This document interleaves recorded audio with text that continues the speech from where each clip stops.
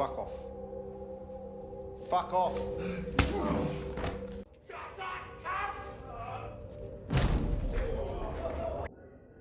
19-year-old youth, JR is sent to an Australian correctional facility for 6 months as punishment for a minor crime.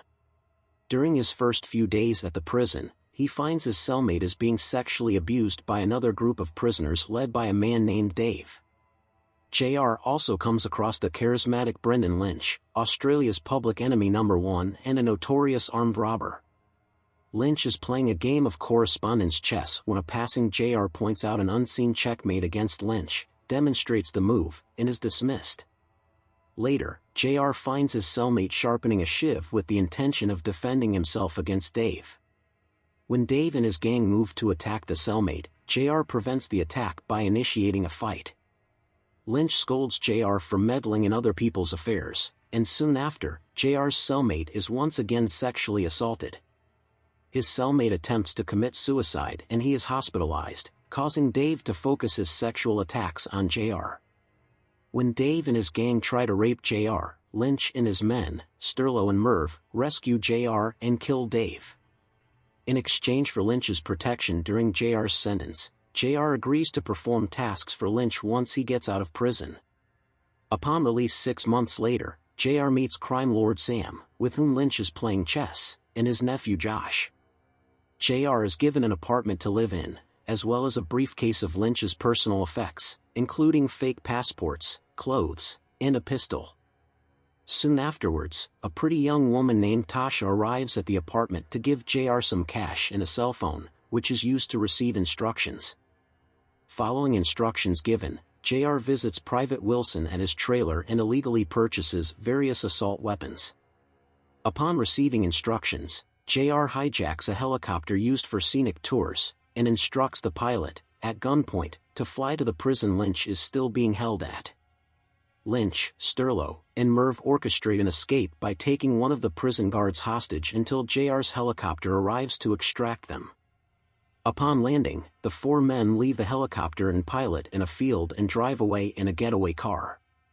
While the car is stopped at a convenience store and Merv is buying food, the other 3 discover from a radio broadcast that Merv was incarcerated for raping a Perth schoolgirl, which Merv lied about to Lynch and Sterlo. Soon afterwards, Lynch brutally beats Merv and expels him from the crew. The 3 head to Sam's estate, where he recruits Lynch and his men to execute a gold heist at Kalgoorlie, where the expected payout is in the millions.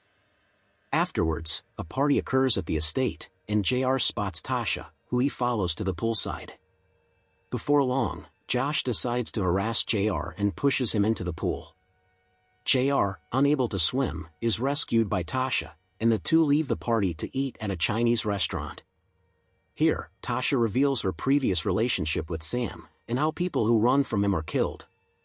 The next morning, Lynch warns JR to stay focused on the task at hand and not be distracted by Tasha. They then visit the quarry they plan to rob. Lynch tells JR that his role in the heist will be to access the room with the gold and ensure that no quarry employees press the panic button. Lynch then goes and recruits a rally racer named Chris to be the getaway driver. Back at Sam's estate, the gang plan the heist, and a fight breaks out between JR and Josh. The fight is broken up and Lynch tells JR to go calm down. JR heads to the bar where he sees Tasha, and scares away some men who are harassing her. Angry with his impulsiveness and scaring away the men, given that she does not have proper immigration papers, Tasha tells JR that he was being stupid, but when JR asks her to coffee, she asks him to meet her in the lake near his house. Later that night, JR sneaks out to meet Tasha and goes skinny dipping with her, and the 2 have sex in the water. The next day, the group goes ahead with the heist. The group infiltrates the quarry and inserts JR into the ventilation shaft above the gold room. When the time comes, JR successfully intimidates the gold room employees to not press the panic button, and lets the rest of the crew in. Lynch then takes 2 employees to pour the melted gold into bars, but it goes against the plan and asks Josh to guard the employees while JR watches the gold pouring. This infuriates Josh, who ends up shooting an employee in the leg. Lynch breaks Josh's nose with the stock of a shotgun and returns to watching the gold being poured. Police arrive, and the crew walks into the open disguised as employees, but holding the real employees at gunpoint. Then, Lynch releases the hostages and opens fire on the police vehicles and personnel.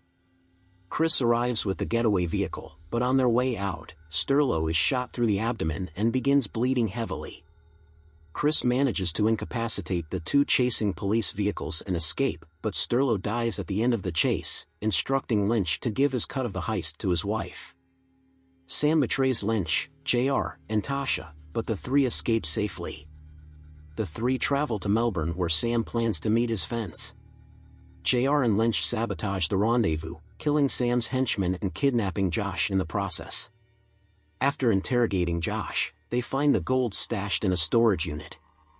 Lynch and JR kill Sam in his estate.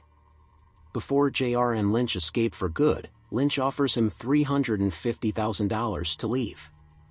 Here it is revealed that when JR realized Lynch would discard him once he had acquired the gold, JR masterminded a plan to steal the gold with Tasha and take half. Lynch has no choice but to accept JR's terms and wait.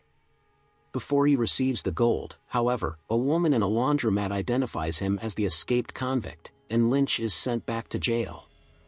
Later JR sends Lynch a postcard detailing where the gold has been left for him,